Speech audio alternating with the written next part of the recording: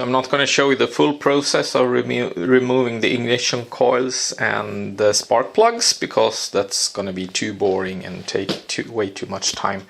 But I'm going to show you a little bit about the tools I used. So what I found taking most of the time was to remove the rubber sockets, rubber socks on the cord going into the ignition coil. Because it's very tight up there for natural reasons. And then there's a little lever on the connector that you need to push and then take out the cord, signal cord. And then you need to loosen up the ignition coils. And I used a variety of Torx keys. So this is size 40 because different keys reach at different places. And when putting the new ones in, there was a Torx socket, naturally, just to complicate it a little bit. So I needed that. And then various ratchets and extensions and stuff like that to be able to get to them, because some of them are located that works with this extensioner and some other doesn't need an extensioner at all, and for some places this was too long, so I needed to use this. So it's quite fiddly, but it's quite a lot of stuff that is gonna fit down there. And the numbering on the coils there has, I don't know if it's the correct numbering. This is just for my own documentation. I'm going to number the spark plugs also, so I can ask somebody to have a look at them. They look fairly similar to me, so it shouldn't be any problem with any of the cylinders.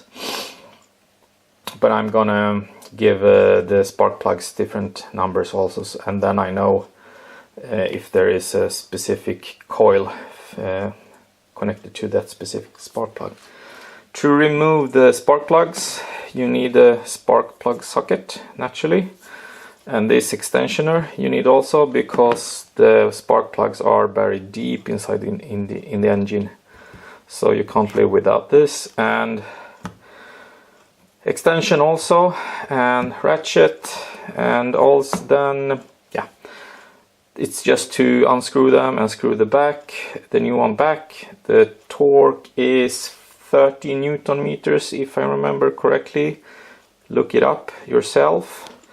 And I also used Loctite on the bolts for the new ignition coils, since that torque is only 10 Newton meters, so I don't want it to vibrate loose. And naturally torque ratchet. Okay, so I'm just going to show you out on the car how all the stuff is located. I've done the work already, so I'm going to show you the finished result.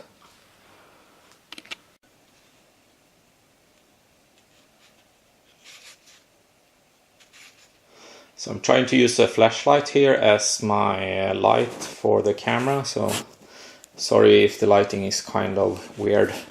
As you can see, there is the engine cover, the utmost rear one. I have removed that for other purposes, and I also found that if I remove this bracket here, that gave me access to from underneath much easier. That helped a lot, actually. So you can see the new ignition coils there, and to the far left you see number 1 that I named number 1, and that was the nastiest to get to regards to the bolts on the ignition coils, because you can see there are 2 black hoses. I think that it's the aircon, and those are really right in the way of loosening and tightening bolts. And if you look on the top of the middle coil, you can see the rubber sock, and you can actually see that I haven't put on the rubber sock there. So there you can see the connector also. So I need to put on that sock. But the other ones are quite easy to get to.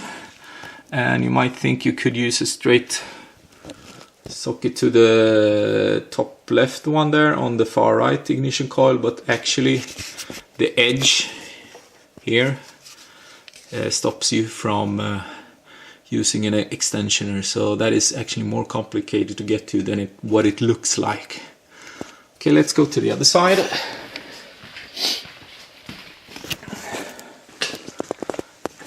And what was the nasty thing here? In matter of tools, I think this side was more complicated to remove the wiring and the rubber socks, but it was easier to get to the coils and the spark plugs. But yeah, so they are difficult in difficult ways on both sides. And you can also see that I removed the lining and the brake disc and brake caliper, and that is something I did before for other reasons. You don't have to do that in order to change the plugs and coils, but it would probably help if you did. So just put it all back together and hope it starts when that time comes.